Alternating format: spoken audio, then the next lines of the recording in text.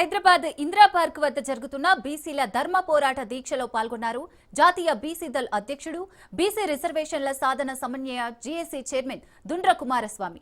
జనాభా దమాషా మేరకు బీసీ రిజర్వేషన్ల సాధనకు బీసీలు ఏకం కావాలి అని ఈ సందర్భంగా ఆయన పిలుపునిచ్చారు. 75 సంవత్సరాల స్వాతంత్ర్యం అనంతరం కూడా బీసీలకు విద్య, ఉద్యోగ, రాజకీయ రంగాలలో వాటా లభించకపోవడం ప్రజాస్వామ్యం కాదన్నారు. రాష్ట్రంలో ఇప్పటికీ 100కు పైగా బీసీ కులాలు ఎలాంటి ప్రాతినిధ్యం పొందలేకపోయాయన్నారు. సంచార, విముక్త, ఆదిమ జాతిల మాదిరిగా బీసీలలోని అనేక కులాలు ఇప్పటికీ దుర్భర జీవితాన్ని గడుపుతున్నాయని ఆవేదన వ్యక్తం చేశారు.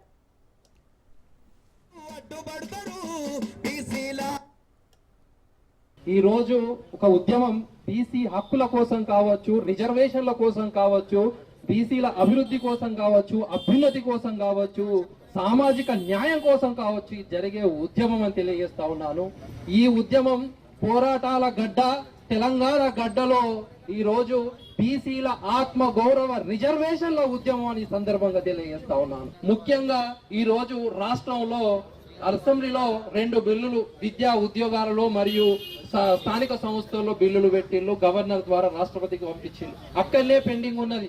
ఆ తర్వాత పంచాయతీరాజ్ చట్టం 2018 285 సెక్షన్ ను కూడా సవరణ చేసిళ్ళు, గవర్నర్ పంపించిళ్ళు. అది అక్కడనే పెండింగ్ ఉన్నది. జియో నంబర్ 9 తీస్తే కొందరు గొట్టంగాళ్ళు హైకోర్టుకు, సుప్రీంకోర్టుకు పోయి దాన్ని ఆపాలనే కుట్రలు చేస్తూనే ఉన్నారు. అయితే నేనేమంటున్నా, ఈ యొక్క క్లియర్ గా కేంద్ర ప్రభుత్వ నిర్లక్ష్య వైఖరికి నిలువెత్తు నిదర్శనమే ఈ బిల్లులు ఆపడం కాదా అని నేను ఈ సందర్భంగా ప్రశ్నిస్తా ఉన్నాను.